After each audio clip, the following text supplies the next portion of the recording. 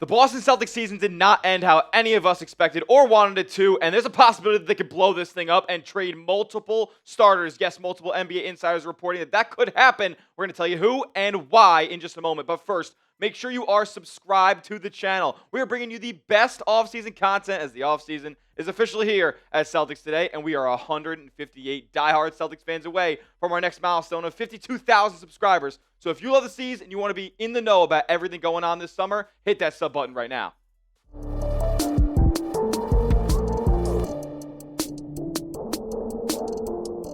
What's going on, Green Teamers? Welcome into Celtics Today by Chat Sports. I am your host, Tyler Smith, and welcome to the offseason as well. As this quote came in from Shams Charania right after the Jason Tatum injury and before they even lost the series to the New York Knicks. He said, win or lose, they've definitely been destined for potential changes in the offseason. And yeah, you know, falling short in the Eastern Conference semifinals, albeit with a banged-up roster, it could be cause for some concern and some change in the offseason. But that's not really why the Celtics have to deal some really impact players away this summer. It's just because of the finances, and we knew this was coming. And Bobby Marks put this graphic out a little while ago about what's expected for Boston in the 25-26 season. And you see a projected salary there of $230 million. Yeah, that's once again way over the second apron. So you see on the right there in the red text, tax penalty, $270 million. So they're paying more in taxes than they're actually going to be paying for the entire roster. I don't think that's a good business decision. And for anybody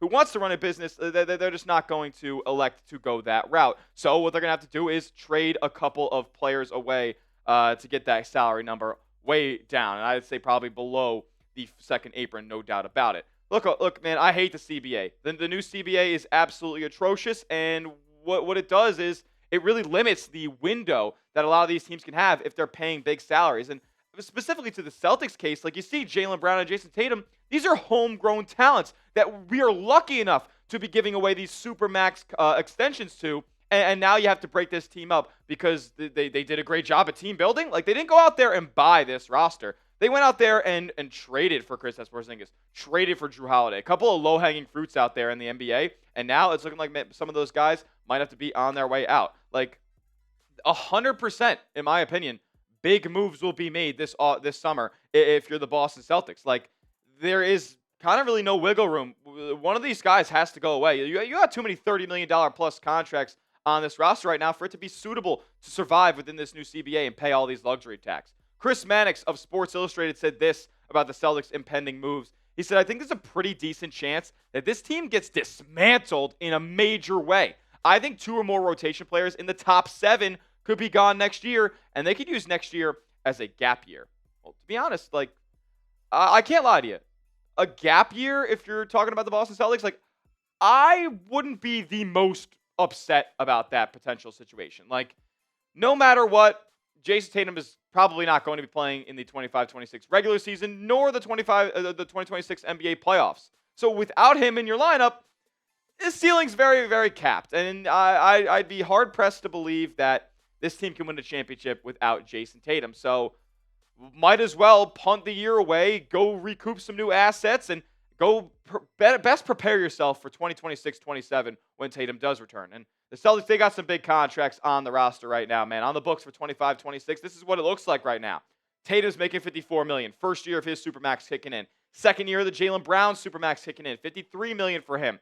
Jrue Holiday makes $32.5 million. Kristaps Porzingis makes over $30 million. And Derek White, one of the best value contracts in the league, just under $30 million at this point. And I had to include Sam Hauser at $10 million with his extension kicking in this summer as well, with, yes, only a $10 million salary, but it could overall impact this team to an $80 million cost when it comes to all the taxes and stuff. And as for all these guys who, when you think about it, who's most likely to be traded, who's most likely to be coveted by other NBA franchises? Probably one of these two guys, Jrue Holiday or Kristaps Porzingis. Mark Stein said this about the possible trade for Boston. He said the early projections and circulation suggest Boston is more apt to make a Jrue Holiday available via trade this offseason than Derek White. Most rival teams continue to regard Kristaps Porzingis as the most movable Boston vet, thanks to the Latvian big man's $30.7 million expiring contract. And yes, that makes more sense for teams to trade for because it's expiring. They'll have to give up less, and that salary comes off the books after 25-26. But Jrue Holiday is the name that we have to be looking at here for the most part as to what's the most likely name that gets traded by Boston. He's going to be very valuable to a title contender. This is somebody who has won 2 championships now, and he was the plug-and-play piece that really, in my opinion, took Boston over the top in 2023-24 to go out there and win the championship. Shot like 60% from the corner from three-point range, and that was a huge, huge X factor to Boston being able to have a super spread-out floor. And trading him also gets you under that second tax apron, the $32.4 million salary. You're about $30 or $25 million over the second apron at this point. Just trading him away gives you huge, huge salary relief. If you're Boston, might be the move that they have to make, unfortunately, because I like Jrue a lot. Should the Celtics trade Jrue Holiday? That is the question that I'll be asking for you guys first here on today's show. Type T for trade, type K for keep. We'll talk a little bit more about Jrue and then go into some other potential Celtics moves in just a moment. But I want to hear from you guys first. Trade or keep Jrue Holiday? Look, man, he kind of fell off in 2024-25, and that's just fully exemplified by the efficiencies, man. He was a 43% three-point shooter in 23-24, and like I previously mentioned, it was close to 60% from the corner where he would spend a lot of his time and get up a lot of his shots. You translate that all the way now to this season where he shoots 35% from three, and that's just honestly an angle of the Celtics offense that is just kind of wiped away, and defenses don't have to respect Jrue Holiday as much from outside. And we know that he's a great defender still to this point.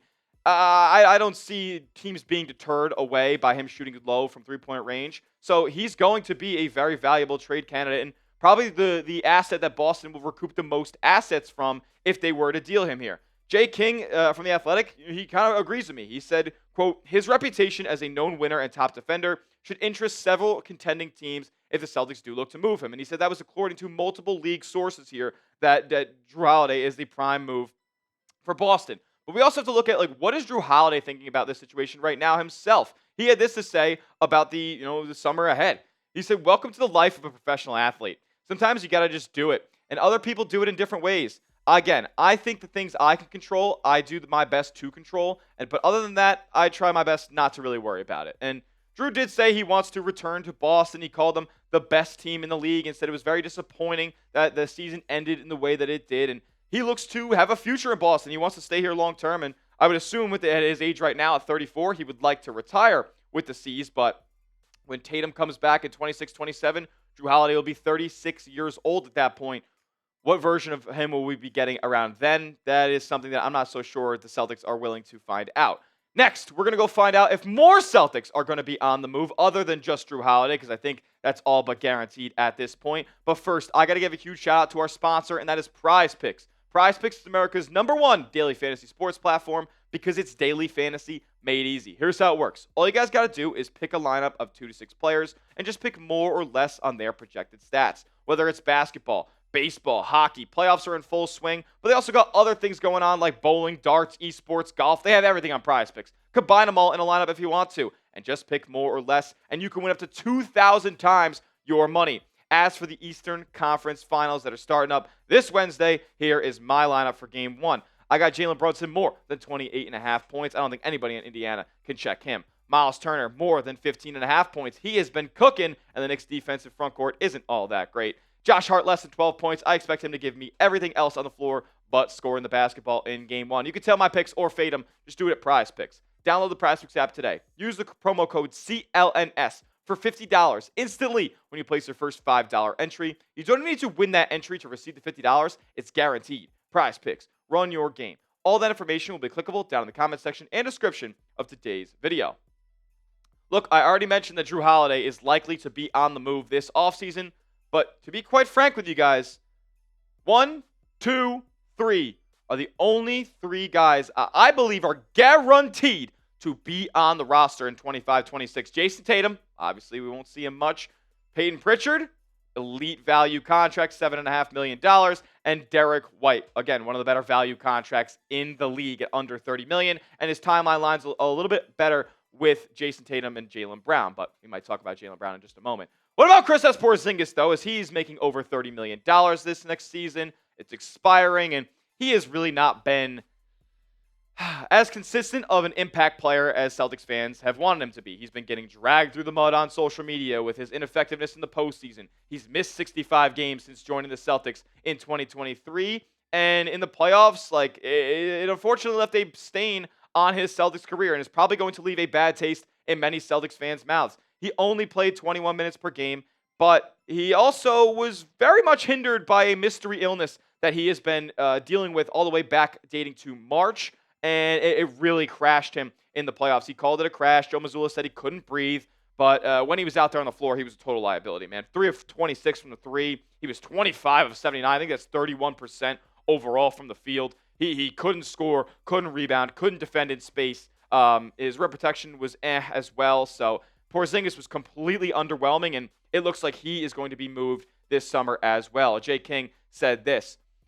It is a little bit of reassurance, though. He says, even if the Celtics trade at least one starter, don't expect them to do so in a pure salary dump. Though other teams will have the same questions about Porzingis' durability, he said this later in the quote, his expiring contract should have value across the league. And I agree. I believe in Brad Stevens. Like, at the end of the day, Brad Stevens runs our basketball team. We should always be thankful for that and always have faith in the moves that Brad's going to make. And I believe in his ability to recoup value back for Kristaps Porzingis. I mean, as far as the player-to-player value goes, everybody called it a steal when he went out there and got Porzingis. Everybody called it a steal when he went out there and got Derek White. Like, Brad Stevens knows how to recuperate value, and I think for a guy who's got a lot of questionable value around the league, Brad's going to be working the phones, and he's going to go out there and try to make something happen and get good value back, even though Porzingis, I don't know how effective he can be for a full regular season and postseason push.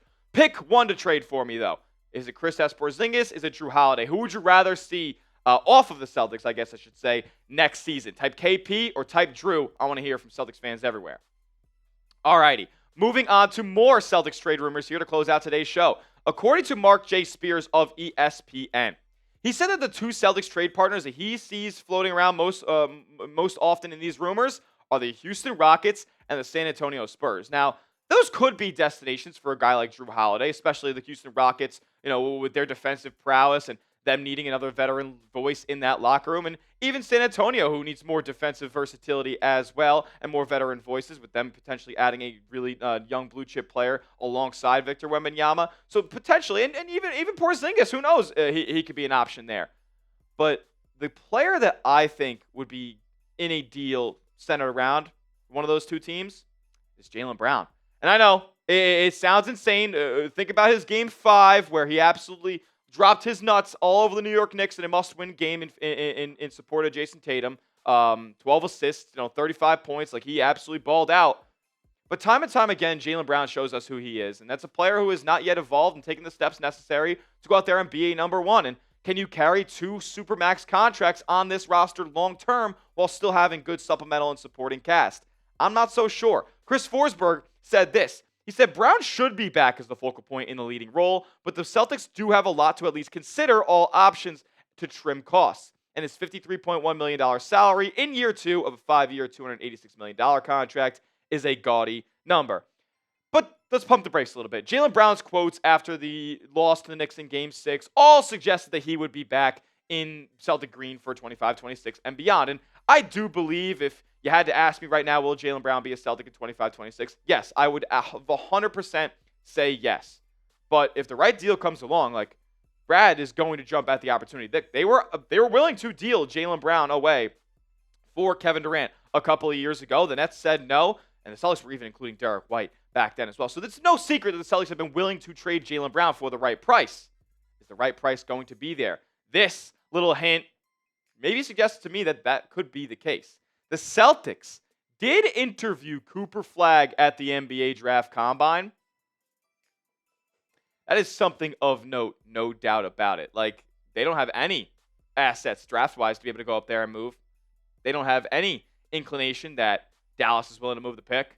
But they got a player in Jaylen Brown and their own draft picks in their arsenal to be able to go out there and make a deal get done. Kevin O'Connor said this. He said, Boston calls Dallas GM Nico Harrison, and they offered Jaylen Brown. And how many first-round picks is it going to take? I just wonder if Dallas and their entire decision-making unit would listen. Look, that's the only, or if not only, one of the only deals that I would make for Jaylen Brown. You go out there and get Cooper Flagg, somebody who I know wants to be a Celtic, and can take this next era of Celtics basketball and play alongside Jason Tatum, and that would be one of the best wing duos in the NBA. There's no doubt about it. Cooper Flagg is an incredibly smart basketball player. He's got so much potential and already so much polish That's a player that I would be willing to deal Jaylen Brown for. I think you'd have to give up a little more, but it's definitely worth calling Dallas up for. Before we get out of here, you tell me, how many Celtics get traded this offseason? Is it going to be one starter, just to get him below the second apron? Is it going to be two starters? Is it going to be three starters potentially, or even more impact players on this roster? How do the Celtics look going into 25-26? You let me know in the comment section, and make sure you are subscribed to the channel, because we're going to be updating you with every single Celtics trade rumor that comes out this offseason. There's going to be a lot, so lock us in as your #1 spot for Celtics content on YouTube, youtube.com/CelticsTV. We'll see you guys all in the next one. And as always, let's go C's.